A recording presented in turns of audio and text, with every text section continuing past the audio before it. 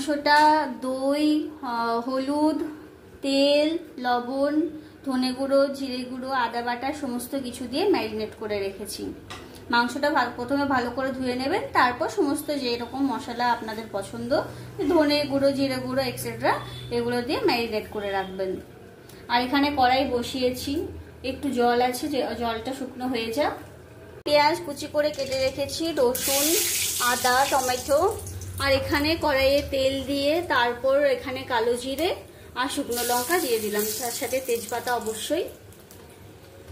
হালকা সামান্য পরিমাণে চিনি দেব। আগেই বলেছি আমার রান্নাতেও, যে কোনো রান্নাতে চিনি ছাড়া, লবণ ছাড়া রান্না অসম্পূর্ণ। এবার পেঁয়াজ কুচি,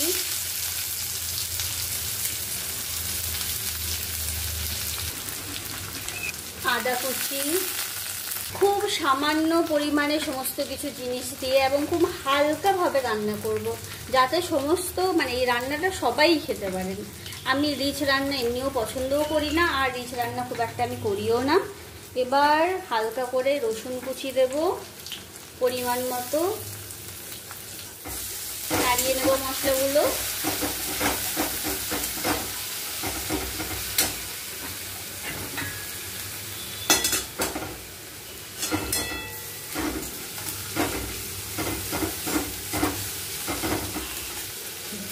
টমেটো কুচি,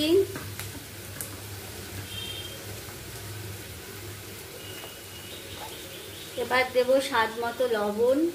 টমেটোগুলো, লবণটা স্পেশালি টমেটো দেওয়ার পরই দেবেন, তাহলে টমেটোগুলো ভালো করে মিক্স হয়ে যাবে।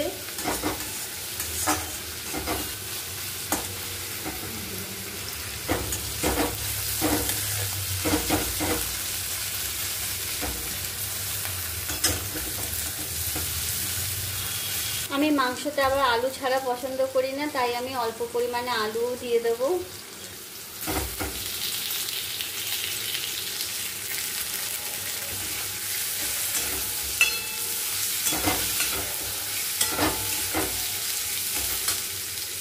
এবার আমি মশলাটা ভালো করে নাড়াচাড়া করে মাংসটা দিয়ে দেবো। মাংসটা কষতে থাকবে। একটু হলুদ দিয়ে দিলাম, আমার মনে হলো একটু হলুদটা কম হতে পারে, একটু হলুদ দিয়ে দিলাম। এবার মাংসটা আমি দিয়ে দিলাম, এবার নাড়তে থাকবো।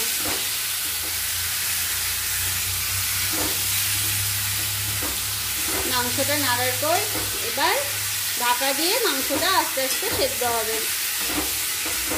ফাইনাল লুক দেখতেই পাচ্ছ, একদম হালকা, একদমই বেশি তেল মশলা নেই, খুব হালকা ভাবেই আমি রান্না করেছি, প্রথম থেকেই দেখেছো। সো আবার পরের ভিডিও নিয়ে আসছি, টিল দেন বাই বাই।